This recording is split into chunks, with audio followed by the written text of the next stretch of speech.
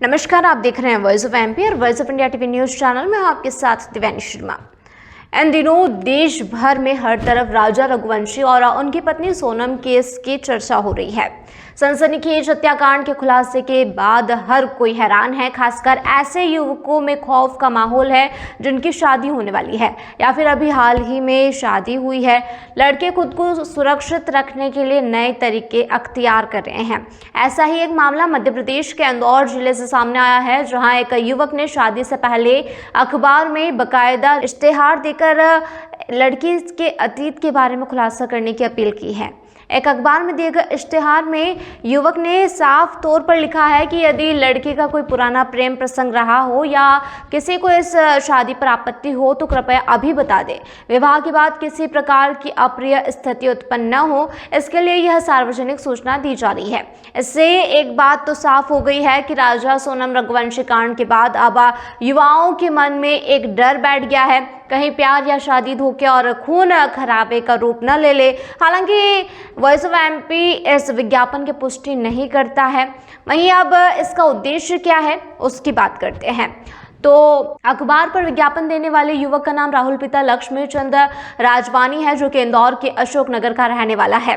युवक का कहना है कि वह कोई ड्रामा नहीं कर रहा, बल्कि बस इतना चाहता है कि अगर किसी को इस रिश्ते से कोई दिक्कत या कोई पुराना कनेक्शन है तो शादी से पहले ही बात साफ हो जाए। इंदौर के 29 साल के राजा की शादी 11 मई 2025 को 25 साल की सोनम से हुई थी। शादी के 9 दिन बाद 20 मई को वे हनीमून के लिए मेघालय गए हुए थे, जहां सोनम ने अपने आशिक राज कुशवाहा समेत 4 लोगों के साथ मिलकर अपने ही पति की हत्या कर दी। सोनम ने अपना जुर्म कबूल कर लिया है और अब पुलिस ने उन्हें 8 जून को गाजीपुर से गिरफ्तार कर अपने साथ शिलांग लेकर चली गई है, जहां मामले में आगे की कार्रवाई जारी है। ये था अब तक अपडेट। लगातार ऐसी तमाम जानकारी और अपडेट्स के लिए बने रहिए वॉइस ऑफ एमपी और वॉइस ऑफ इंडिया टीवी के साथ।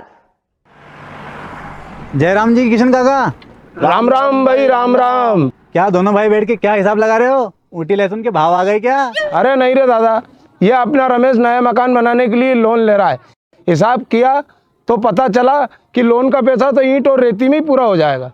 और अभी तो सीमेंट लानी है, सलिया लाना है और तो ठेकेदार को भी पैसे देने हैं। मेरे तो कुछ समझ में ही नहीं आ रहा कि कैसे बनेगा मेरा नया मकान। अरे किशन काका, कहाँ इन रेत सीमेंट और लाल ईंटों के चक्कर में पड़ रहे हो? मेरी बात मानो तो अपने घर को बाबजी एएसी ब्लॉक से बनवाओ। इसमें ना सीमेंट और रेत की जरूरत होती है, ना ही तराई करने की झंझट। और लाल ईंटों के मुकाबले आपका मकान काफी तेजी से बनकर तैयार हो जाएगा। इससे आपके पैसे तो बचेंगे ही, साथ ही मजबूती ऐसी कि सालों साल देखने की जरूरत नहीं। और इससे आप अपना मकान ही नहीं, कुएं और खेत की बाउंड्री वॉल भी बनवा सकते हो, जिससे रोजड़ों की समस्या भी खत्म हो जाएगी। वाह भाई, ये तो कमाल की चीज है। फिर तो मैं अपना घर बाबजी ब्लॉक से ही बनवाऊंगा। और मैं अपने खेत की बाउंड्री वाल। ज्यादा जानकारी के लिए स्क्रीन पर दिए गए नंबर पर अभी कॉल करें। बाबजी एएसी ब्लॉक्स, स्टील से मजबूती।